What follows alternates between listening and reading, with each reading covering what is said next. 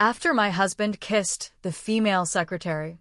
When I pushed open the door to my boyfriend's birthday private room carrying a cake, a burst of enthusiastic cheers erupted inside. Victor was holding the female secretary, kissing through a damp tissue. When they saw it was me who opened the door, the lively private room instantly fell silent. The female secretary's face was flushed, a tissue fluttered down, and she shyly covered her face, hiding behind Victor. Victor glanced at me, his expression turning cold. What a buzzkill. I put down the cake, calmly said to everyone, "Sorry to disturb you," and turned to leave. The female voice carried a hint of coquettishness. "Victor, did Claire misunderstand us?" "I can go and explain. She just likes to throw little tantrums. It's not the first time. By tonight, she'll be apologizing and begging. Just ignore her." In an instant, the silence in the private room was broken, and laughter erupted. They have been together for 10 years. Victor is Claire's life. Who doesn't know that Claire has been Victor's devoted admirer since college? However, even a clay figure has some spirit. No matter how much I loved Victor like my life for 10 years, I can't withstand disappointment again and again. The more disappointment there is, the more the heart dies. The closed door blocked out the laughter inside. I took a taxi back to the home I had lived in for 8 years. The room was quiet and cold, with a lingering sweet scent of cream. It was left behind from the birthday cake I made for Victor. We have known each other for 10 years and been together for 8. Every year, the birthday cake was made by my own hands for him. This should be the last time. The phone beeped. It was a message from Victor. "Tonight, they want to invite me to celebrate all night. You embarrassed me today. You should seriously reflect on what it takes to live up to the title of Mrs. Victor." Exiting the chat page, the phone refreshed to show Victor's secretary Vivian's update on Facebook. In the dynamic photo, under dim lighting, Victor and Vivian were kissing passionately, with enthusiastic cheers playing in the background. Vivian captioned, "A kiss of blessings, your great adventure, my heartfelt truth." Victor surprisingly liked the post below. "Victor and I met in high school. In college, he coaxed me into becoming intimate, and since then, we've been entangled for a full 8 years. He never allowed me to post photos of us on Facebook or any social media, and on my Facebook, he never liked or commented. I just thought he didn't like his private life being exposed to the public eye. It turned out, from beginning to end, he simply didn't want me to appear on his social media. I turned off my phone, went back to my room, and fell asleep immediately. This was the first time since we got together that I went to bed without waiting for Victor to come home. In the middle of the night, half asleep, I heard the sound of a door opening, followed by a bang as the bedroom door was kicked open. The bedroom light suddenly flashed on, and a pillow was hurled sharply at my face. In an instant, all sleepiness vanished. Victor's face was sullen, his whole body reeking of smoke and alcohol. "Claire, do you really have to prove your presence like this? Is messing with people fun?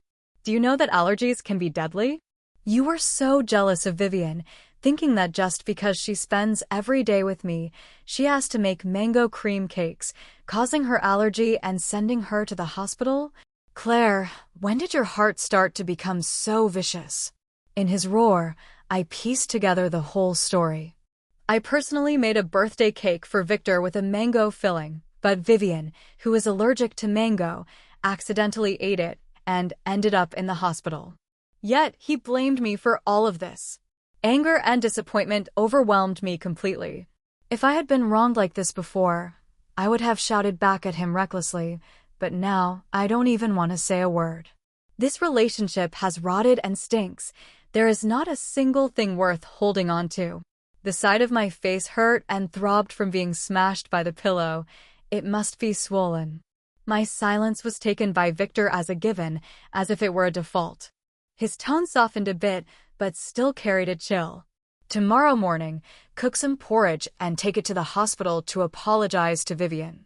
The little girl suffered greatly today, yet she kept insisting, telling me not to blame you. You should also pay the price for the mistakes you made. I held back my bitterness, stared into his eyes, and said, "It's your birthday, and this is the birthday cake I made for you with my own hands. A mango-filled birthday cake, your favorite flavor, specially prepared just for you."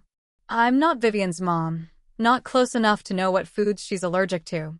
Victor's voice abruptly stopped. He should have remembered too. In the second year we knew each other, the second year I was chasing Victor, I was still a baking novice then, burning myself all over while baking a cake, with several blisters on my hands. Victor doesn't like sweets. The only thing he truly loves is ripe Kate mangoes. On his birthday, I peeled a big, ripe Kate mango, removed the pit, and finally chopped it to make a filling. That night, Victor drank quite a bit. He dabbed cream on my face and body with his fingers, then licked it off bit by bit, whispering in my ear, "Baby, you're so sweet." Past memories intertwined with desire, and Victor's cold, hard expression softened. He came to my side, his whole body close to me, wanting to reach out and touch the reddened side of my face that had been struck. I suddenly turned away, avoiding his scent of perfume, but the smell still triggered a sneeze. The room fell silent, and Victor's phone rang with a special ringtone, unlike the usual default tone of a phone. I knew it was Vivian calling. He furrowed his brows, but still answered the call. A delicate female voice spilled out, sobbing and sniffling, filled with a sense of grievance.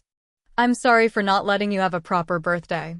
I don't know either, even though I was talking to Sister Claire about how I almost died from eating mango as a child when we were having dessert. She still specially made a mango cake. It's also my fault. Maybe she forgot. But you two must not fight because of me. Brother Victor, I'm all alone in the hospital. I'm so scared. Can you come keep me company for a while? Victor's voice comforted softly. "Don't be afraid. I'll be back soon. You just obediently receive the 4 first." After hanging up, Victor's voice instantly turned cold. "Claire, you've even learned to lie? Just because of your petty jealousy, you caused someone to be hospitalized and still refuse to apologize. I'm really disappointed in you. Early tomorrow morning, cook pig liver porridge and go to the hospital to apologize to Vivian." Saying this, he picked up his suit jacket and turned to leave. It's not that he can't be gentle and polite, or attentive and considerate, it's just that it's not towards me. Before leaving, his face was cold and indifferent. "Claire, if you continue to be unrepentant, don't expect me to go see your mother." As the door closed, my heart grew cold along with the sound. We have been together for 8 years. Victor said he didn't want to be tied down by family so early, so we never talked about marriage or met each other's parents. 2 months ago, my mother was unexpectedly diagnosed with lymphoma. The disease progressed rapidly, and now she can only rely on a wheelchair and cannot stand. The doctor said she is not responsive to radiation or chemotherapy and could pass away at any time. Mom said her wish is for me to live well. She wants to see her precious daughter wearing a wedding dress. At that time, I cried as I told Victor about my mother's illness. He handed me a card, wiped my tears, and told me to take good care of my mother and make sure she got proper treatment. He said not to worry about the money and that when things settled down, he would accompany me to visit her. But I waited and waited, and after 2 months, he never mentioned it again. Unexpectedly, now that he brought it up again, it was as a bargaining chip for me to apologize to Vivian. Thinking of my mother lying sick in bed, my whole body felt cold. At dawn, I carried a bucket of porridge to the hospital. Victor glanced at me, seemingly pleased with my tact. "Claire is here specifically to apologize to you." I just looked at Victor coldly without saying a word. Seeing me like this, he pressed his lips together, took the porridge bucket from my hand, and carefully poured it into a small white porcelain bowl. "Claire made pig liver porridge. Didn't you say it's your favorite? Eat a little more."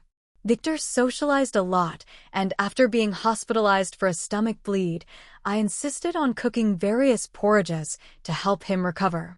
He was very picky with food and never touched offal before, but to nourish his body, I cooked pig liver porridge and sent it to his office. For the first time ever, he said the pig liver porridge was delicious, and from then on, I made it for him for several days in a row. Removing the gamey taste from pig liver is not easy, and cooking it in porridge can make it dry and tough. The heat control is crucial, so I always stayed by the stove watching carefully. But thinking that Victor loves to eat, no matter how troublesome, it is all worth it. Only now do I realize that the pig liver porridge back then also ended up in Vivian's stomach. Vivian sipped the porridge little by little, holding onto Victor's hand, tugging at his sleeve and blinking at me. Sister Claire, I don't blame you for not remembering that I can't eat mangoes. It was my own craving. Sister Claire, your cooking is so good. The porridge is delicious and the cake is tasty too. Victor scratched Vivian's nose. Little greedy cat. The nurse came in during rounds, smiling brightly and said, Victor really spoils his wife. She glanced at me standing nearby and said, he arranged for his staff to bring breakfast early in the morning. Truly thoughtful. Pig liver congee is indeed very suitable for Mrs. Victor to recuperate her health now. The smile on Victor's face stiffened for a moment. He instinctively glanced at me, and seeing I said nothing, he turned to ask the nurse, when can I be discharged? The nurse spoke cheerfully, there's nothing wrong. You can be discharged today. Originally, the injection could have been done at the outpatient clinic, but Victor was worried about his wife and insisted on keeping her under observation in the hospital. Now you can rest assured. I stepped out of the ward and leaned against the cold wall, the sounds inside the room gradually fading into a blur. I recalled the time before, when I had acute gastroenteritis in the middle of the night, feeling dizzy, sweating cold sweat, and my stomach hurt so much I couldn't straighten up. I called Victor, only to be met with a cold response. Claire, calling 120 when you're sick is common sense. Why are you calling me? That time, I was hospitalized for a week due to acute gastroenteritis, lost a full 15 pounds, and looked completely gaunt. Victor never showed up, nor did he ever ask about it afterward.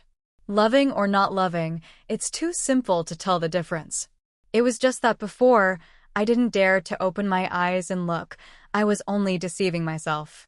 Victor came out, saw me leaning against the corridor, and handed me the porridge bucket. I've already told Vivian, let's just forget about what happened this time. She's not a petty person. She won't hold grudges against you. Seeing that I still hadn't spoken, as if it were a blessing. I'm not one to go back on my word either. I'll do what I promised you.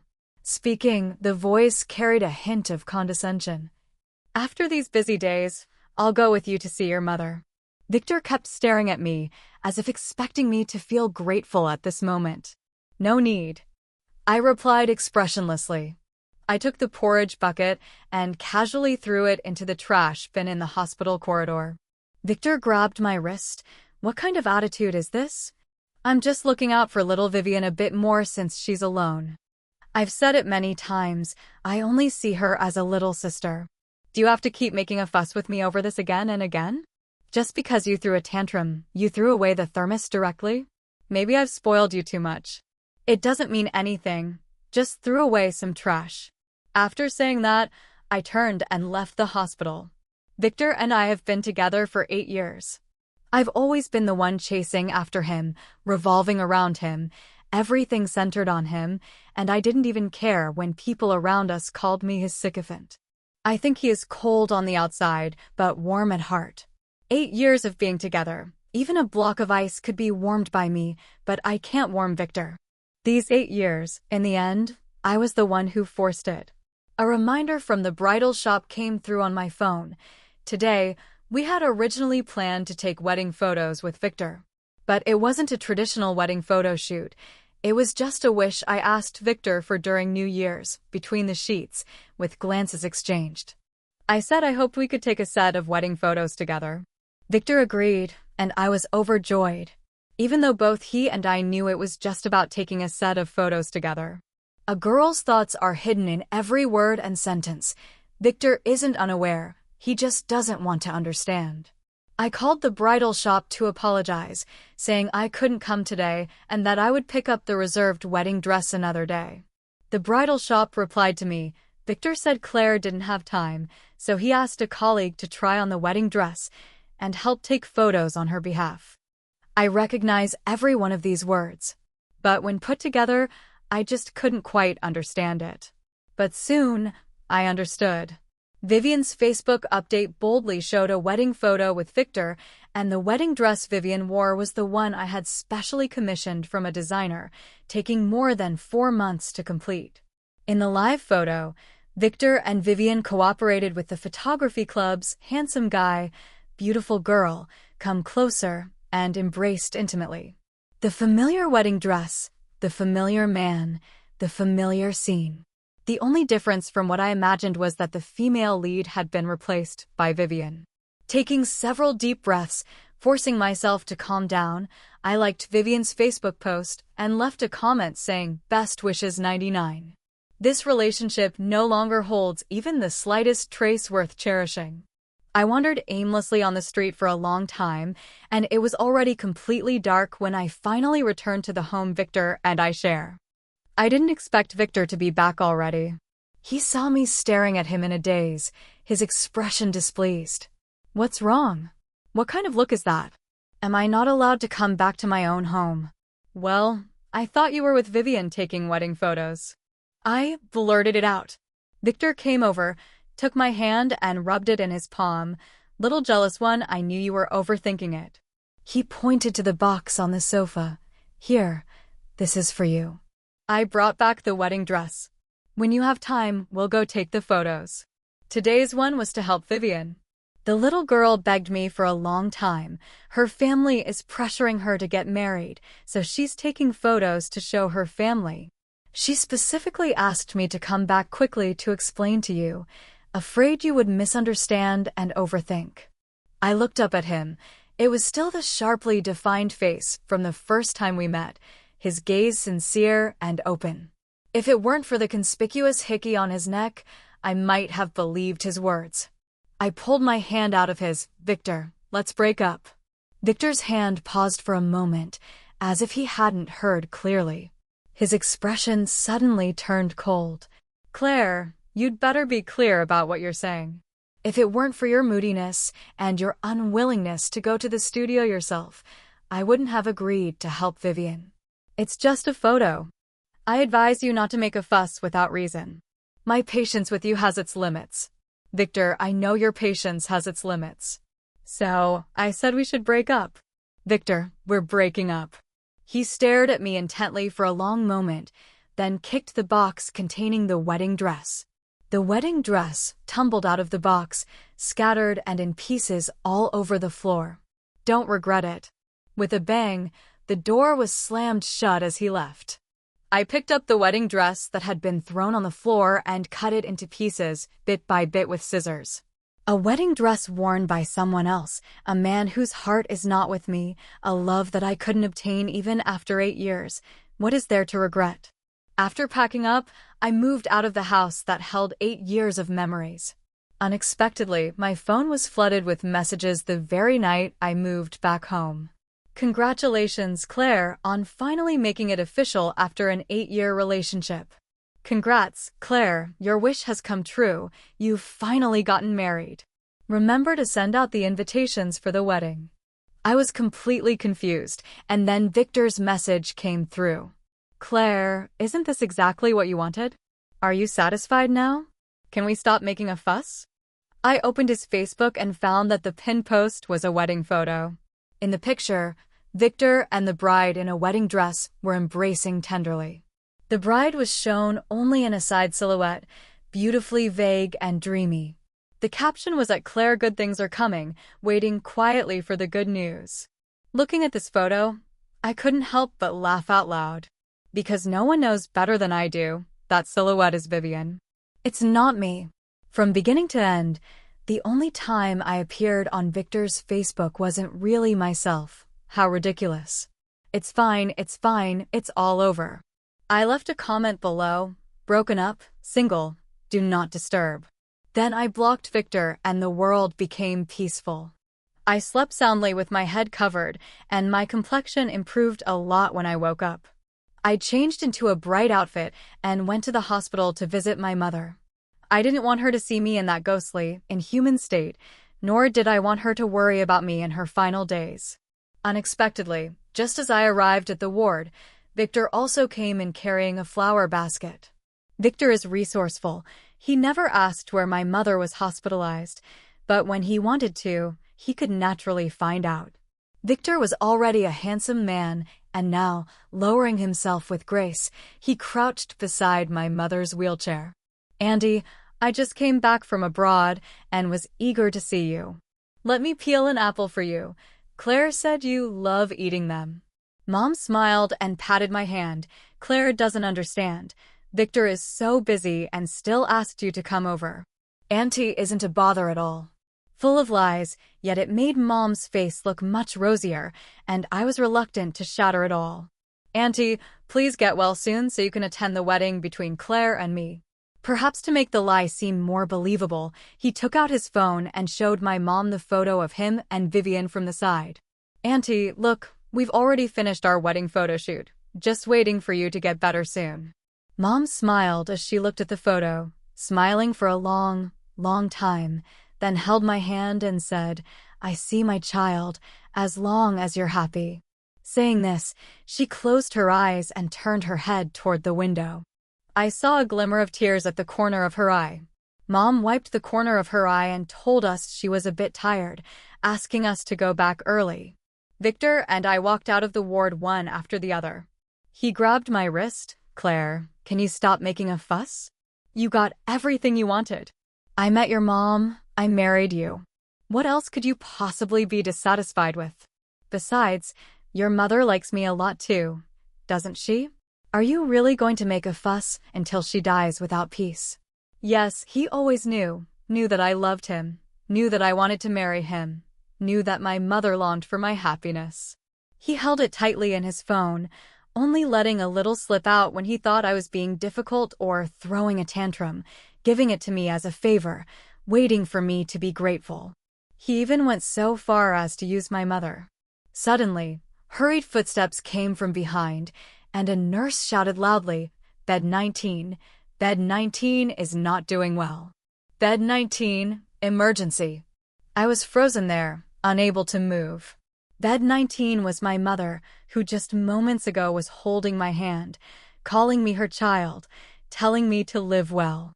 Outside the emergency room, I did not witness a miracle. All I heard was the doctor sighing and telling me, "We've done all we can. Please accept my condolences." Perhaps this is better for the patient. After all, the later stages of this illness are too painful. On the very day Victor finally came to visit my mother, I lost her forever. At my mother's funeral, she lay quietly in the coffin, her face peaceful, no longer showing the exhaustion and pain she once had. Victor truly acted like a son, taking the place of me, a daughter who was like a walking corpse, diligently handling all of mother's affairs, busy with every detail. In the quiet moments, he would hold me in his arms to comfort me, saying, "Claire, Mom has just gone to heaven and is no longer suffering. You don't need to be sad." With tear-blurred eyes, I looked at Victor. I couldn't understand whether it was my mother who used the last of her life to exchange for Victor, who has always been so considerate and caring towards me, to take care of and accompany her daughter in the years to come. On the last day of the funeral, the staff said I needed to sign for the cremation. I endured the heartbreak and signed my own name. I knew that from then on, my mother and I would be separated by the heavens forever. The staff also handed me a small, delicate box, saying it was found in my mother's clothing pocket when they were arranging her remains and should be given to me, her only next of kin, to handle. I held the small, delicate box and crouched beside my mother's coffin. The huge wreaths surrounded me completely. I wanted to quietly spend a final moment with my mother. Suddenly, a woman's voice echoed through the hall. "Victor."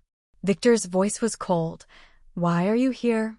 "I haven't seen you for several days. I miss you. Claire's mother passed away. She is completely broken. I have to take care of her." Weren't you always saying before that you were fed up with her clinging to you every day, and now you pity her just because her mother died? It's just a dog, but after raising it for 8 years, there are feelings too. Victor's face was cold, and the words he spoke carried not a trace of warmth. Through the wreath, Vivian suddenly threw herself into Victor's arms. Vivian, are you crazy? This is a mourning hall. Though verbally refusing, his hand was already around her waist. Yeah, that's exactly why it's more thrilling, isn't it? Didn't you say you were fed up with Claire being as dull as a block of wood in bed, unable to muster even the slightest interest? Last time at the photo studio, you had me wear a wedding dress. Wasn't it thrilling when we were in the changing room? It's been several days, and I just don't believe you haven't missed me. Little demon. I hid behind the coffin, frozen in place as if my whole body was ice. Through the wreath, I saw their clothes half undone, heard their low gasps and moans. They were so desperate, right in front of my dead mother. I bit my lip hard, not letting myself make a sound. As long as I don't cry, the last thing Mom sees won't be such a disgraceful scene. After a long moment, the voice fell silent. Vivian casually tossed the used tissue into the wreath, wrapped her arms around Victor's neck, and hung on to him. Come to my place tonight. Come on, you've been keeping Claire company for several days now, it's my turn. After receiving Victor's reply, Zhao Yao gave a perfunctory bow to my mother's coffin, clicked her high heels, and left. My phone promptly received a message from Vivian, Sister Claire. Victor didn't see it just now, but I saw you hiding behind the wreath. Sister Claire, you can endure all this. No wonder you've been able to stay by his side, like a dog, for so many years. But you've probably never seen Victor so passionate and fiery, right? After all, you're just a coward who only knows how to hide behind your dead mother. When the staff called Victor to confirm the cremation time, I finally trembled and crawled out from behind the wreath, throwing myself onto my mother's coffin, crying uncontrollably. Back in high school, I developed myocarditis due to a cold, and the steroid medication made me gain 50 pounds in a month. I looked like I was all puffed up. At that time, the girls at school were all about beauty, and being fat and ugly was considered a sin. In their eyes, I was just a puffed up, fat piece of trash, ugly even to be near. Having glue poured on my desk or mice stuffed into the holes, and it was nothing unusual. I clearly did nothing wrong. I just gained weight because of the medication. Victor transferred to our school at that time. He was good at studying, handsome, and quickly secured the position of the school heartthrob. That day after school, maybe he was in a good mood or maybe just feeling kind for a moment, he let me out of the pitch-dark sports equipment room and even joked with the friends around, saying, "Why bully her? This little snowball is so cute." That day, he shone like a brilliant light in my heart. Later, my health gradually improved, and I no longer needed to take hormone medication. I slowly lost weight. My features were quite good, my grades were also good, and gradually I had people chasing after me. But Victor was always a light in my life. I chased after him, took the same university entrance exam as him, and almost everyone around knew how much I liked him. When he played basketball, I would bring him water. When he was sick, I bought medicine for him. If he casually mentioned wanting to eat steamed buns from the west side of the city, I would brave the cold winter morning to buy them for his breakfast. I chased him for 2 years, and Victor graciously lowered himself and accepted my pursuit. Later on, we were together for 8 years. I thought I was a lucky person, that I would eventually get what I wished for, to marry the light that shone into my life when I was young, have children, and build a family. But things often do not go as one wishes. My mother left me. My home was gone. My light has gone out. My 10 years were also in vain. I quietly saw my mother off on her final journey. Victor, as if nothing had happened, worried about my condition and stayed by my side, watching over me. "Claire, if you want to cry, then cry. Claire, I promised Auntie that I would take good care of you." I stared at the face I had loved for 10 years, and in the end, I couldn't hold back and slapped it. "Victor, you don't deserve to mention my mother.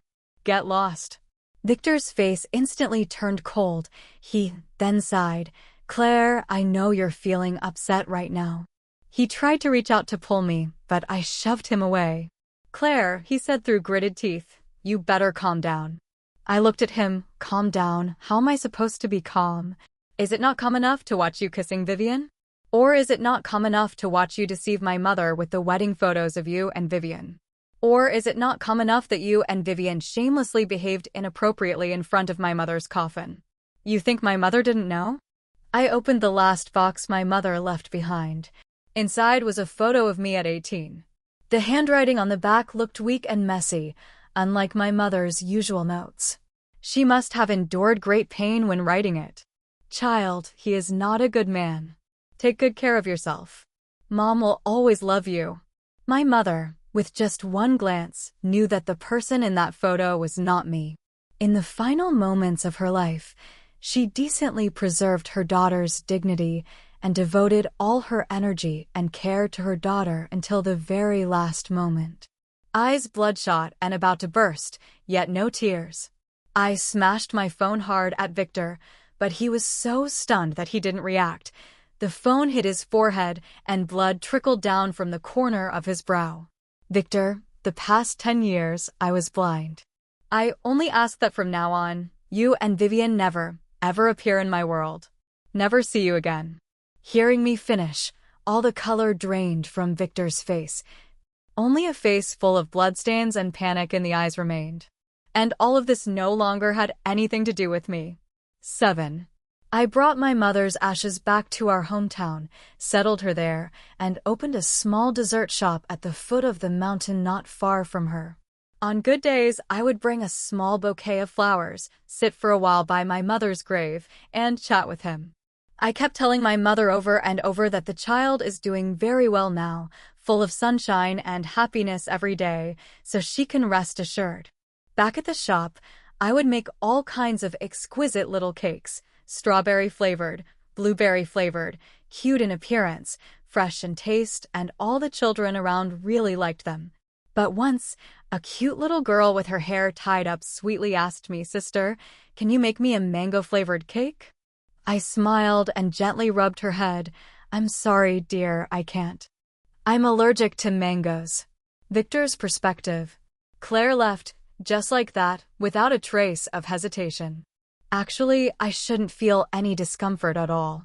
It was originally her who shamelessly insisted on sticking by my side. Perhaps there is still a bit of lingering attachment. After all, it's been 8 years, and some habits are bound to form. Just a little attachment. Because of these feelings, I dismissed Vivian and gave her a large sum of money. She said she didn't want the money. She loved me. I said, I don't love you, but you can choose to leave, or take the money and leave. Vivian, with tears streaming down her face, took the money and left without hesitation. The Vivian at the beginning was like this too. She appeared gracefully before me, and her profile looked somewhat like Claire at 18, which made me feel a bit of pity. I just realized that the initial bit of tenderness I felt was actually because she looked somewhat like the young Claire. But now she cried, and her crying didn't evoke the same heartache as Claire's did. I didn't like it. She was also not like Claire. Claire left too, but the money I gave her and the things I sent her, she kept them all. I was burning with hatred. Why was it that everywhere around me bore her traces, yet she left completely alone? I began to sort through things bit by bit. The small painting by the bed was a sunflower she had painted. The scented candle under the lamp was something she prepared knowing I had insomnia. The cushions on the sofa were souvenirs she brought back from her travels abroad, which she boasted about for a long time, and the refrigerator was neatly stocked with mustard greens dumplings, my favorite. I stuffed everything into several big garbage bags, and when I saw the house empty, my heart felt even emptier, so empty that I could hardly breathe. Then, one by one, I took everything out and put it back in its place. Only then did I feel that this home truly belonged to me. Claire is such a troublemaker. I should be happy to finally be rid of her. But I'm also very angry. She was the one who first barged into my world, the one who indulged me without limits. How can he just say he doesn't want me anymore and mean it? Thinking of this, I felt wronged and drank a few more cups, my eyes slowly becoming moist. I clearly didn't cry when my parents divorced when I was a teenager, so how could I cry just because I miss Claire? I called her and questioned her. You were the one who first barged into my world, so why are you the one to say break up first now? Then I couldn't cry anymore because I couldn't get through. Damn, she blocked me. I'm going to find her. Went to her place to see her, and she's still so hopeless, running a little cake shop, just going around in a tiny space. I'm really angry, she's just that hopeless. If she knew I was messing around with Vivian and then argued and made a fuss with me, would I have obediently married her long ago? Maybe our children are already as big as the kids who go to her shop to buy cakes. I don't know, but if I drink alcohol, I can figure out a lot of things. I've started to like drinking. People around me all advise that if I keep drinking, my health will deteriorate. I don't believe it.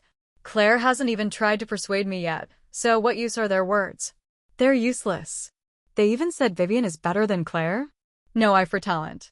Later, I vomited blood. I was in so much pain, I called Claire and said, Claire, I'm sick. Can you make me a bowl of shepherd's purse dumplings? I couldn't get through, no matter how many times I tried. Then I remembered she had already blacklisted me. I also recalled when she was sick, I told her, why call me when you're sick? Call the hospital. I was so clear-headed and calm. I called emergency services, and sure enough, the medical team came to get me. I don't need Claire at all. I just need to go to her city from time to time to breathe in the air around her a little. Later, the doctor seriously told me that there was a tumor growing on my liver, and it was progressing rapidly. I don't quite understand the medical jargon, but I can see that the report says it's late-stage liver cancer. This must be a chance given to me by heaven. I've fallen seriously ill, and Claire is so soft-hearted. She will definitely come back to take care of me. But I don't dare to call her, so I can only quietly come to her city again. I crouch by the door over and over, looking at the little cakes in her shop window, always feeling like something is missing. Finally realized what was missing. Oh, there was no mango flavor. So I took 100 yuan and gave it to a cute little girl with her hair tied up, asking her to go to the store and buy a piece of mango flavor from Claire. I was getting chemotherapy injections, my mouth bitter, only wanting to eat something sweet. Before long, the little girl came out and put the money in my hand. She said, Uncle, my sister said she's allergic to mangoes, so there's no mango flavor. In an instant, tears streamed down my face like rain. What exactly did I do to Claire that made her have a physical aversion to everything related to me? I crouched outside, crying like a fool. Then I turned around and left her city. My body grew worse, with more and more time spent in a stupor and less time awake. Maybe that's for the best. When I'm in a stupor, I don't feel pain and it feels like Claire is still by my side. I know the best thing for her is for me to never appear in front of him again. But I am still very selfish. I made a will, bequeathing all my movable and immovable property to Claire without compensation. I think she must be very angry. I think she will scold me. I think she might cry. I think I really miss her.